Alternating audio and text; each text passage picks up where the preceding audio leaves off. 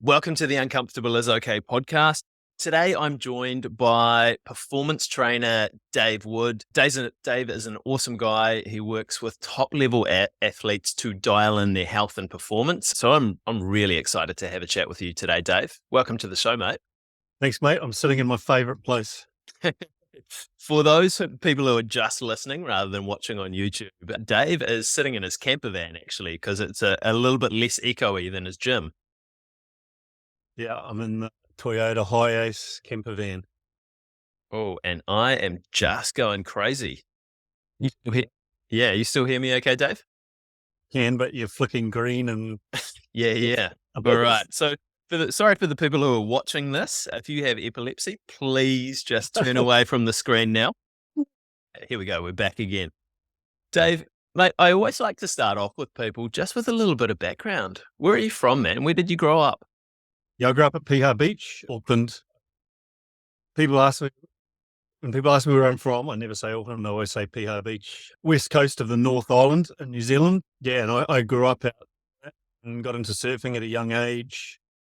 And growing up out there was like the ultimate freedom. It was like being a free range kid. Mm, I'm very thankful for growing up at Piha Beach. yeah, awesome, man.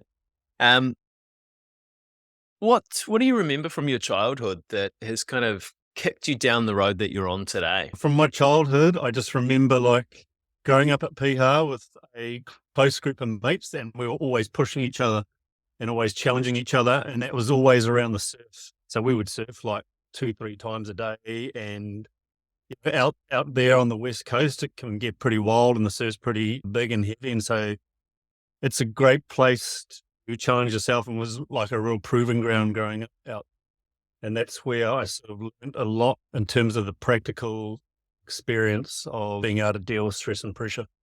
Mm, It's sort of like now what I'm doing with my job is working with people around stress mitigation and getting them better understanding of the psychological and physiological responses to stress and pressure and how to leverage stress to your advantage. yeah. And that's awesome stuff. And I think that's stuff that we should be taught in school. And we'll get into more of that side of things. But I'm interested in your relationship with challenge as well. I've just been listening to you on Between Two Beers this morning, and some of the stories are pretty epic. And it sounds like that you've had almost a loving relationship with challenge over the course of your life, is that you've got so much out of it. And I think for long-term listeners of the show, I mean, that's what it's all about, is embracing challenge and getting better at hanging out with it. But what was your relationship with challenge like early on? Like as you were heading out into the surf at Piha, how did you think about challenge? Was it something that you just kind of rushed headlong into, or was it something that you had to kind of navigate your way through? I think I was always like growing up, I always had like, even though I was exposed to the water at a really young age, we were like taking the buoy boards out when we were like 3 and 4 and started surfing when we were like 5. My old man was a surfer and heavily involved in the surf club out there, but I actually had like a lot of fear around the water, and it used to frustrate me, especially once I got into my teens, that I had that fear there and I couldn't overcome that fear and I didn't understand it. And so I guess it was like I was always trying to challenge myself, but I was always kind of restricted in terms of like my fear of the ocean. But like anything with repeat exposure and just continuing to go out in the water, and you sort of get more comfortable, and for too long, like now I love surfing big waves and I love being out there by myself, and that's like the ultimate for me. Yeah, epic, man. That frustration is a really interesting piece of the puzzle, I think. When people are dealing with challenge, especially like learning a new skill or putting themselves in uncomfortable situations, there's a lot of frustration that they need to go through before, as they progressively expose themselves to it. Interested in your take, like with that frustration, sometimes like we just get sick of it and we turn away and we're like, nah, I'm not keen on continuing to go through this. I think I know your answer for this, but why did you keep pushing through that frustration at that time? And do you have any tips to help people get through that frustrating phase? Yeah, the first thing is you got to find something that you're really passionate about. Like I was really passionate about surfing. That was like, like I lived at the beach, and it wasn't just about like, I know now it wasn't just about surfing. It was also about being in contact with nature and, being out in the ocean and how good that made you feel. But when you're like, obviously when you're really passionate about something, um, you want to be good at it. Right. And so you keep that challenge is like, it's like a roadblock, but you either go through it or around it, and you find ways and you just keep exposing yourself. I think for anyone, finding like something that's they can do that constantly challenges them is so important. Nowadays, we can be a bit averse to like putting ourselves out there in stressful situations, because a lot of people have a negative relationship with stress. And so why would you want to put yourself in more stress? But that's how we learn. That's how we build the skills of stress. And yeah, you got to be constantly challenging yourself and putting yourself out there. And then, another part of that is like the fear of failure. And I learned from a young age that like, that was all part of it. Like failing was all part of like succeeding in these challenges. Yeah, and I think like sport is it's a great learning ground for that, whether it's surfing, whether it's a team sport that you're playing. Like failure is a constant part of it. Like you get smoked by a wave or you drop the ball, but then you just get up and you keep going. And so you're exposed to those little micro failures along the way. Yeah, it's all that stuff is just around your perspective of failure and your language around it. Because I never viewed it like as failure. I just viewed it as like part of the process, right? And I think that people that are good at dealing with failure, I think they have the same mindset. It's not about succeeding or failing. It's just like part of the journey of getting better, and setbacks, and using those setbacks to your advantage. That ability to like have a growth mindset and not a fixed mindset is so important. And having a growth mindset is all about, using those past experiences of failure to enhance your performance. Mm. Yeah, and one of the things that I see with people around improving their health, like one of the big roadblocks with it is the narrative that they have running through their head about themselves and about their identity and the language that they use around that. And like the really interesting point you made about the language around failure. And I think if we get that stuck in our head and we get that kind of on loop rolling through there, it's really hard to make change. It's really hard to kind of improve our ability to deal with stress. Like, how would you reframe someone's story around failure, or reframe the language that they use to make it a more positive experience? Yeah, I think like with anything that causes psychological stress, so like stress pertaining to your mind, such an important aspect of that. Because failure comes in like emotions, right? And it's about like having the mental skills to be able to bring those emotions in, no matter how, like if you perceive them as being good or bad, doesn't matter. You bring those emotions in, or those thoughts, and you change the language, because the internal dialogue is so important in terms of intercepting psychological stress. And that's actually not that difficult to do, like I always say this, like I have, because we live now in a time where like everyone on social media is a mental health advocate, and it's like, and what you hear a lot of is you've got to have positive thoughts. And I always say, no, you don't. You don't have to, because actually it's not realistic. I have all sorts of negative, weird, messed up thoughts coming into my head. And what I've learned is that not to push those thoughts away, but to embrace them and change the language. And it's actually becomes, once you start practicing this, it becomes like a superpower, because you're able to bring in any emotion or any feeling or thought, change your language around it, shift your perspective, and that frees you up to respond rather than react to this stuff. And we get stuck in a pattern of reactivity, reacting to everything that's going on in here. And the true power is actually to be able to not react, but respond in a creative way. And that really means you have to change the language and shift your perspective, because the more perspective you have, the more ways you have of viewing something, the more choices you have. Mate, well articulated. I like that. There's a whole lot of rabbit holes we could go down with that. I think the one that I wanna take with it to start with is that emotional response that we have. Like, because that's really powerful. And like, I think especially as Kiwi males, what year were you born, mate? 80. 1980. Sweet. I was 83. So we're kids who grew up in the 80s and 90s here in New Zealand. We didn't really talk about emotions. You could be happy, angry, hungry, tired, or horny, and they were kind of they were kind of the big five that you could have. And so we didn't have that language around emotions. And so like when we were experiencing them, they were often quite threatening for us. And you're talking here about kind of embracing emotions, embracing kind of all the weird and wacky thoughts that you have in your body. But often when we have them, they'll kind of trigger our threat response. They'll trigger our parasympathetic nervous system, and we'll fight them, or we'll run away from them. We'll beat ourselves up, or we'll kind of try and numb out with something, which is, I think, part of the mental health challenges that we have going on here in New Zealand at the moment. How do we get better, or how do we start to embrace those thoughts, and how do we kind of let them come in rather than pushing them away, or rather than running away from them? Yeah, it's just having an awareness that you have options.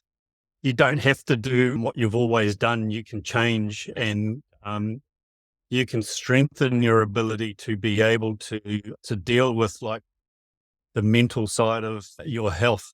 We talk about physical health, and then we talk about mental health, and mental health, like, I think tends to have like a negative connotation. When we think of mental health, we think of like people that are crazy.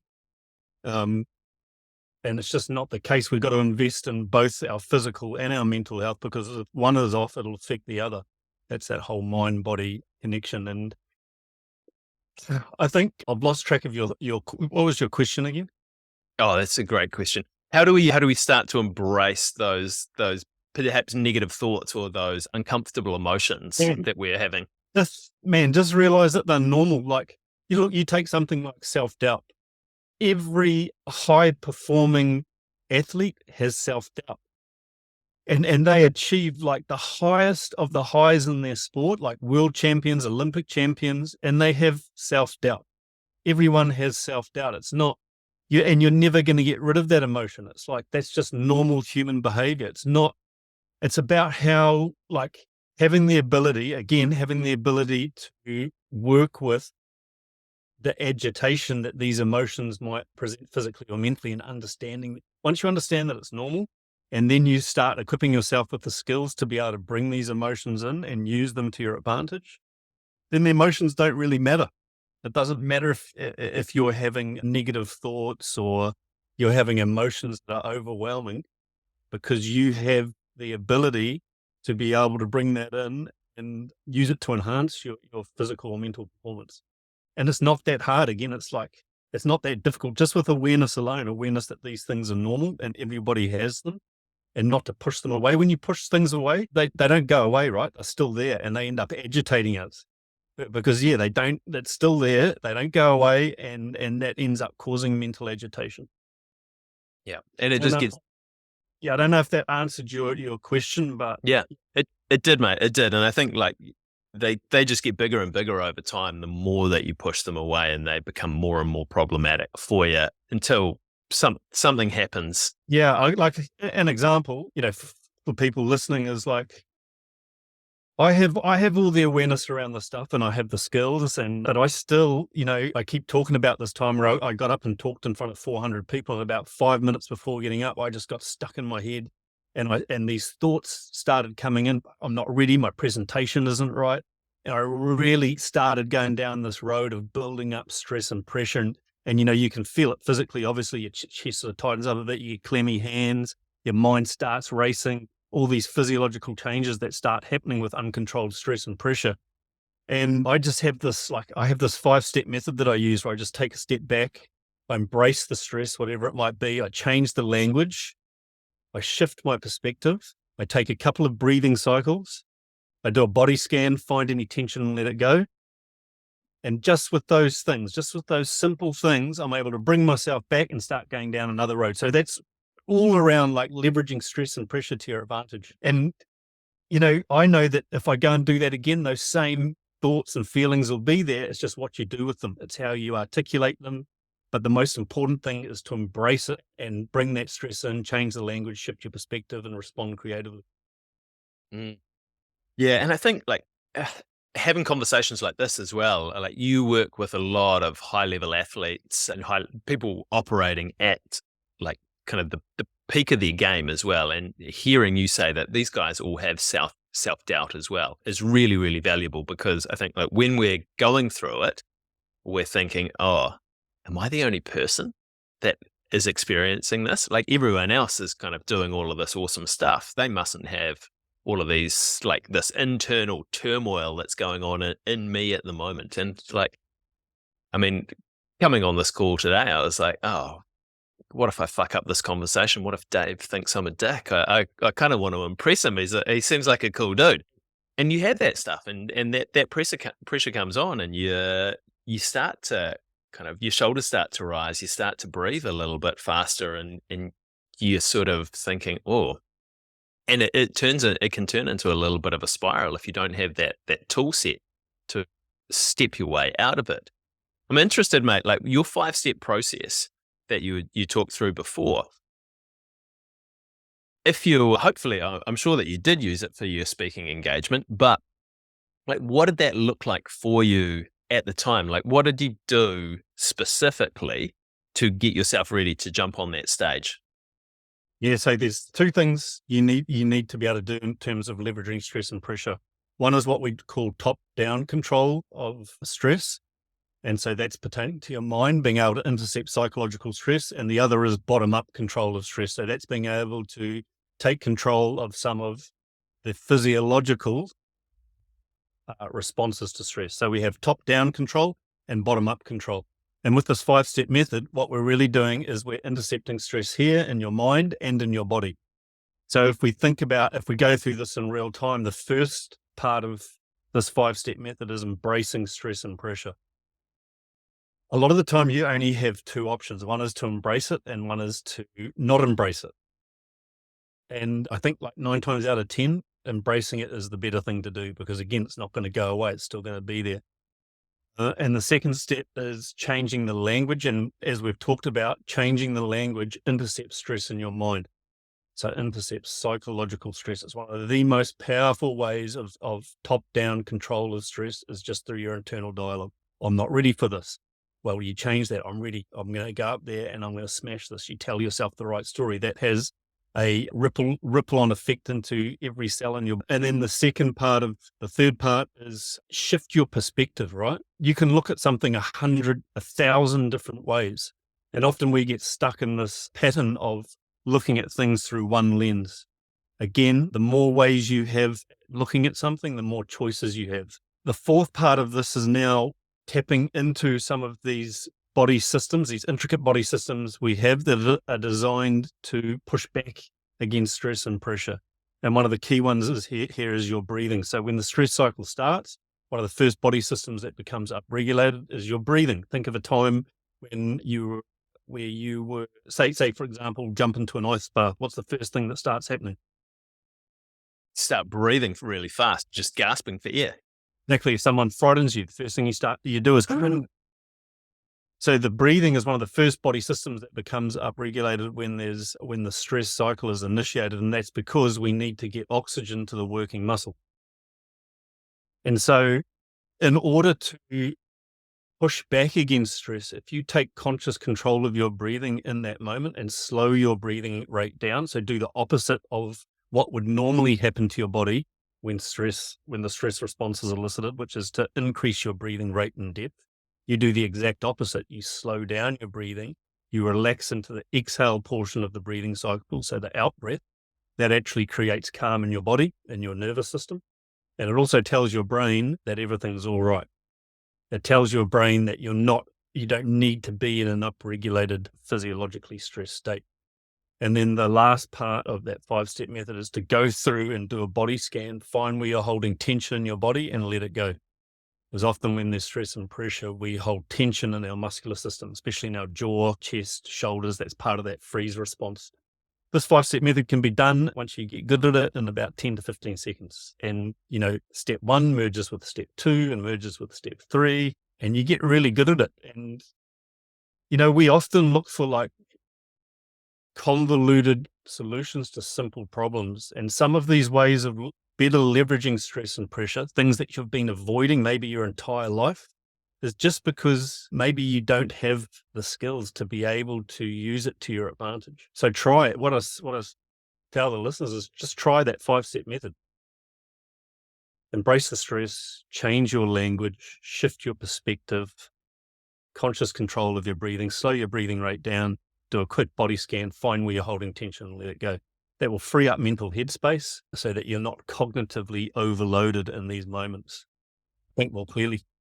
Is it always a linear process, Dave? 1 through 5? Like you're kind of looking at it there, you start like you have that awareness and then you change that top down, that psychological response. And then it seems that you change the physiological response. Do you find that some people need to switch it around? Is that they need that kind of physiological shift before they can kind of work on the psychological stuff? Yeah. The easiest way to control stress is like what we call bottom-up control. So that's tapping into these intricate body systems like your breathing, your ability to regulate your nervous system and control stress that way, because the mind's a pretty crazy thing. And we don't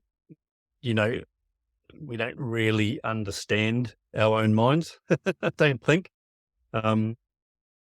I think if like you really want to get good at this stuff, it's like spending time actually understanding this thing. And a great way of doing that is through a meditative process where you actually are stopping, you're sitting or lying down and you're focusing on some form of meditation. Where I like to use like a breathing meditation where I follow a breathing cadence. And it's not about getting really calm.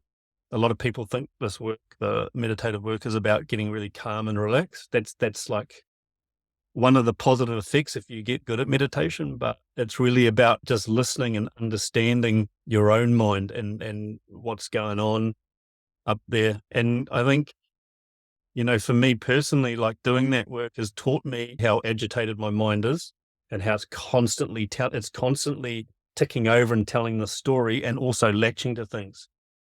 And when I do, or the clients that I work with, we do this breathing meditation, the key is to allow the mind to wander. Don't try to maintain one point of focus because that agitates a lot of people. Allow the mind to wander and every now and then bring it back. And when you do that, when you allow the mind to wander and you bring it back, you're strengthening this front part of your brain, your prefrontal cortex, which is associated with sustained focus and creativity and problem solving and logic and... Yeah, exactly. And so we can like, of course we can the mind and we can train to be more cognitively focused and we can train not to be so reactive. And it's not that difficult. Again, it's not that difficult. A big part of it is actually identifying your own patterns of behavior, what your own subconscious patterns are. So when you go into stress and pressure situations, what is your hardwired pattern? And for some people, it might be avoidance, it might be anger, it might be getting overwhelmed. It can be a combination of things. But the one of the keys here is just identifying your own patterns of behavior.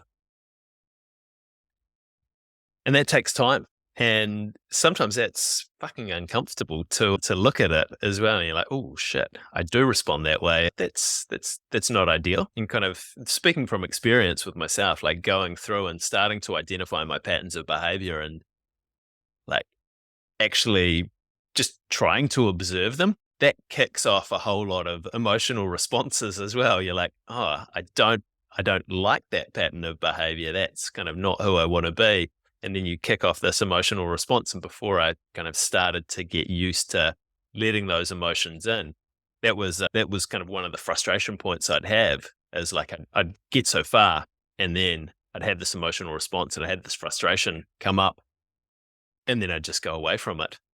And you keep going with those patterns of behavior. But like you said as well, it's a skill that you build over time, and it's a bicep curl for your brain to go through this process and kind of slowly keep coming back to it.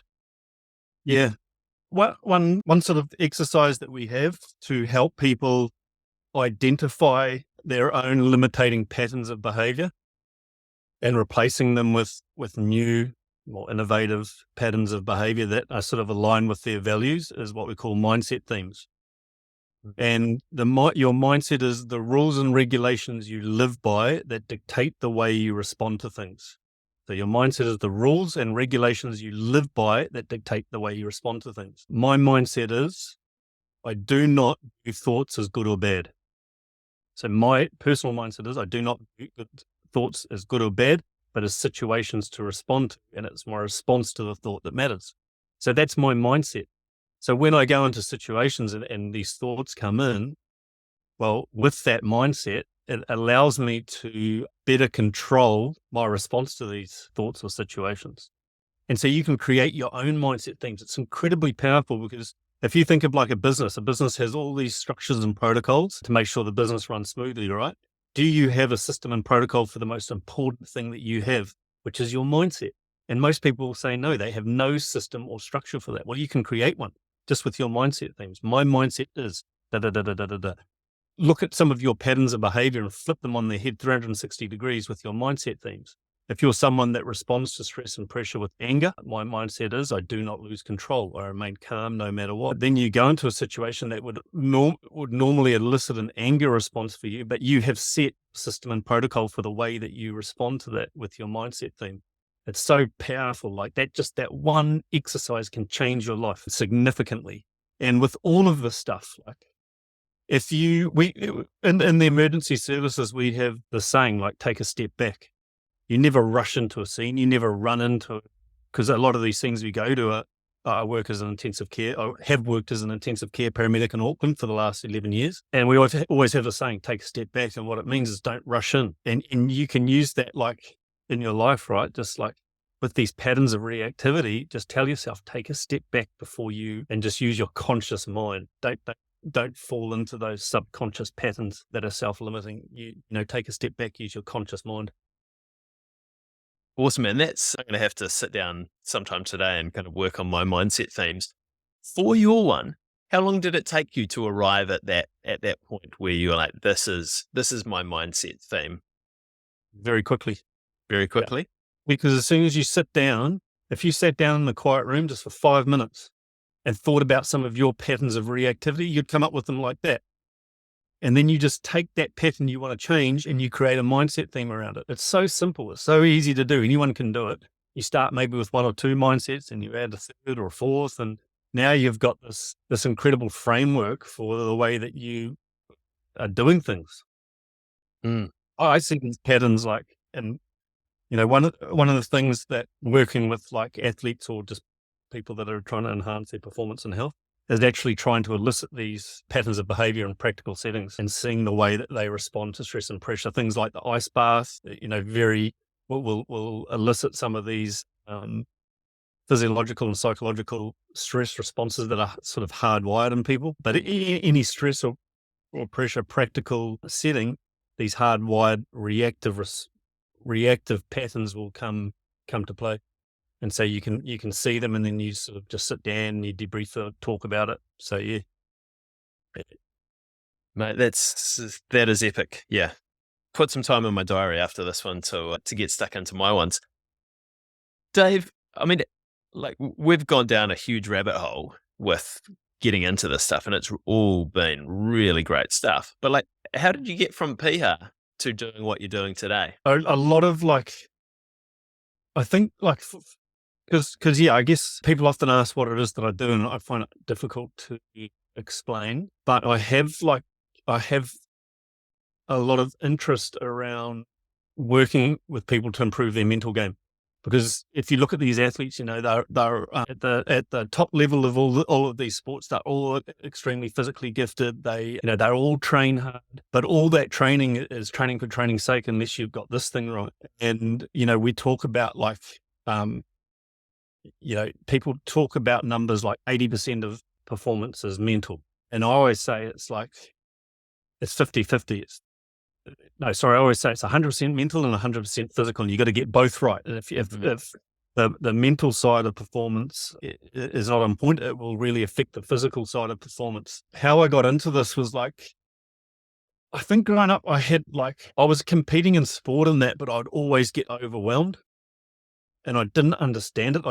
I know now that it was uncontrolled stress and the effects of adrenaline, because I'd get real like shaky and I'd just get cognitively overloaded. My palms would get sweaty, and I always like was very good at sport, but when it came time to competing, it would just overwhelm me.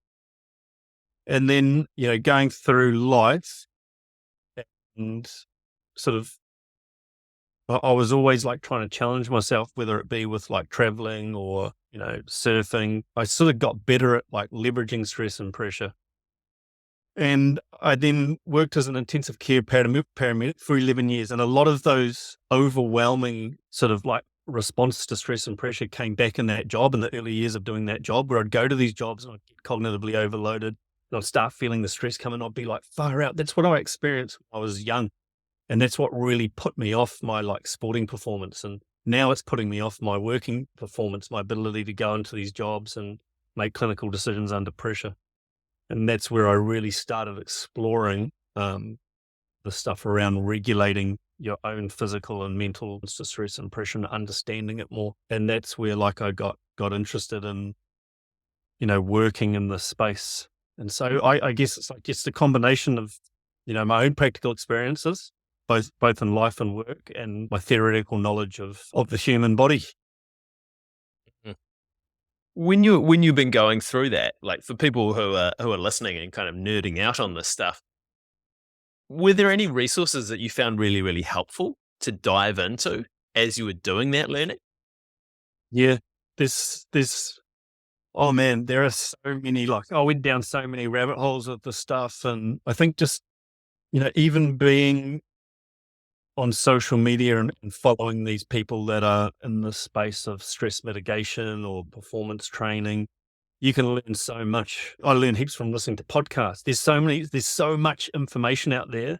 And that can also become the problem, because a lot of that information, you got to sift through the bullshit, right? And find the stuff that is actually works and is actually backed by good science and research. And and there's also like a lot of really good online certifications you can do. Cause I studied a degree in health science at a postgrad diploma, and that sort of gave me that base knowledge of anatomy, physiology, pathophysiology, pharmacology. We covered all that stuff in the degree.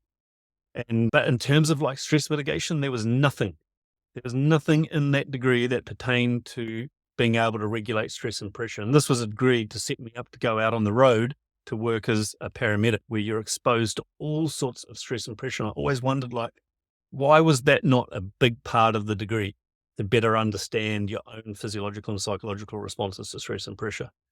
Because if you don't understand it, how can you you have to have three things. I always talk about this. There's three things you need to be able to leverage stress and pressure effectively and efficiently. The first thing is understanding the underlying mechanisms. So what it actually looks like when your body is exposed to stress and pressure, how the body becomes upregulated. The second thing is the skills, right? You've got to have the skills, and then you need practical application, and you need all three. We run a 6-weekly calm under pressure workshop, 20 people. And this is what we teach them over the entire weekend. We teach them the underlying theory and mechanisms of stress and pressure. We teach them the skills, and then we put them in these practical settings. And that's how humans learn, right? We need all three of those things. I was never taught that, and I always, even in school. I mean, you look at now, like these kids that are coming through school and what they're going through as a result of trying to live up to this unrealistic expectation of what's painted on social media.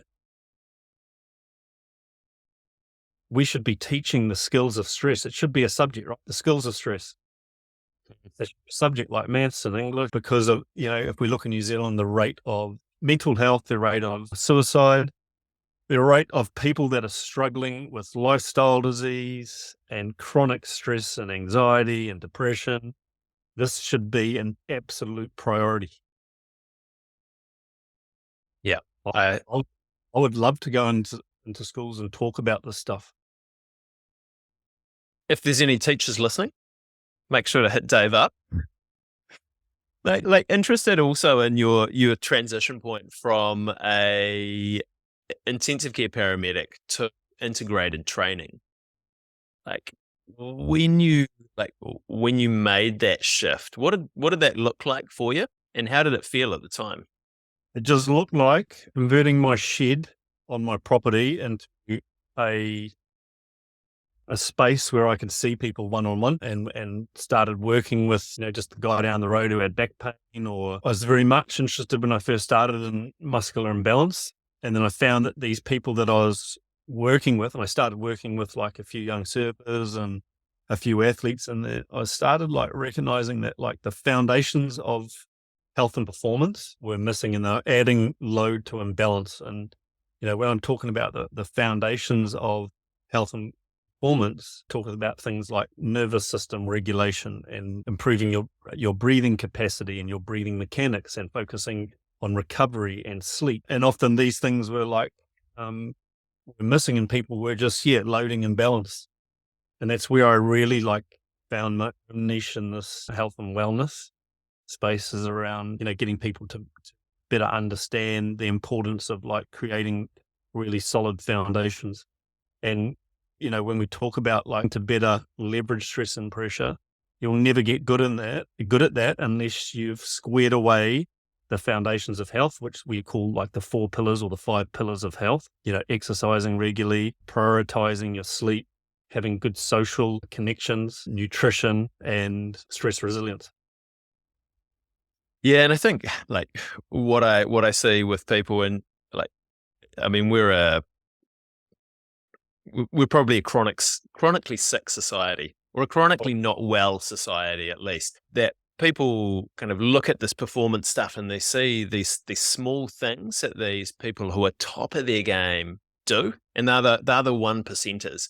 And so they're like, oh, this guy does that 1%. I'm going to go away and try and do that. And then they get frustrated when it doesn't really change anything. But what they've forgotten is that these high performers, they're doing those 1%ers on top of the foundations. So these people they're kind of trimming the hedge while they're still pouring Roundup on the weeds if they're not focusing on the basics. Some of them are, a lot of them aren't.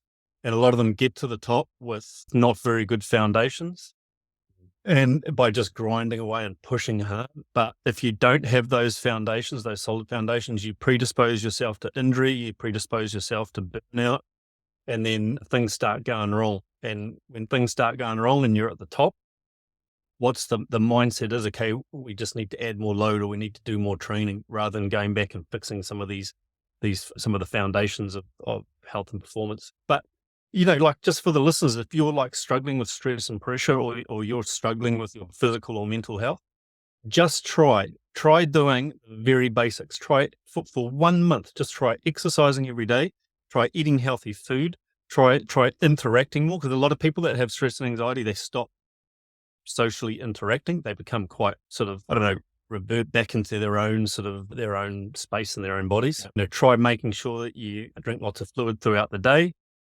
And then once you've got those things squared away, start adding things to that, like a meditative practice, or taking on a new challenge. It might be like getting in the cold water, or doing something that you've been avoiding for a long period of time because you're worried about what people think or about failing, and start putting yourself out there. Start realizing that stress is not bad for you. Controlled stress is very good for you, and challenging yourself and going towards fear and apprehension and tension is incredibly empowering. Dave, mate, you've been preempting a whole lot of my questions and making my job real easy with this stuff. If people are interested in finding out more about you and the work that you do, whether that's to come on one of your Come Under Pressure workshops, or whether that's to get you in and have a chat with their organisation, where's the best place for them to do that? Through the website, wmw.co.nz.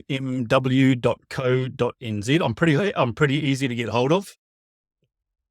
Through the website, you can email and send an email through, or my Instagram is integrated training. Those are probably the 2 easiest ways. The website and through my Instagram. Nice. Dave, before we sign off, mate, do you have a challenge to leave us with this week? Challenge is to challenge yourself. It comes back to that thing, man, of like, if you're not challenging yourself, then there's no personal growth or development. Keep talking about like how important it is to find challenges and really push yourself and realize you're capable of way more than what you think. And we often say, there's often this saying, like, we care so much about what other people think. In this Calm Under Pressure workshop, constantly hear over and over again that people are worried about what other people think. The reason we worry about what other people think is because we care. We care about the outcome of the things that we are doing or not doing. And that is like that's like a key thing around reframing. You know, the reason why you worry so much about what people think is because you care about the outcome. But yeah, the biggest challenge would be to find something that you've been avoiding and go towards it and do it. And don't be scared about failure. Failure, like anyone who's ever succeeded or ever, you think of in your own personal life, anything that you've ever done that is worthwhile has meant that you have had to fail. And again, like, it's not about succeeding or failing. It's about like sticking to your values and realizing, you know, that to succeed, you have to fail a bunch of times anyway. And even once you've succeeded, you're going to keep on failing as well. Yeah, man. I used to have like a real negative connotation with failing because like at school, I was in the lowest class and I really felt like that impacted my relationship with failure. And what I know now is like, it's all just part of the process. Like, why would you even be worried about failure? Because if you have a clear destination, again, it doesn't matter if there's obstacles in the way, you either smash through them or you go around them. And part of that, like, it's not a linear process. You're going to like, if you set yourself out a really clear challenge, you're going to fail along the way. But that growth mindset is you use those failures to then light the fire and be able to keep pushing forward. Yeah, 100%, mate. Dave Wood, thanks so much for getting uncomfortable with me today. Cheers, you're a legend, Chris. Thank you, mate.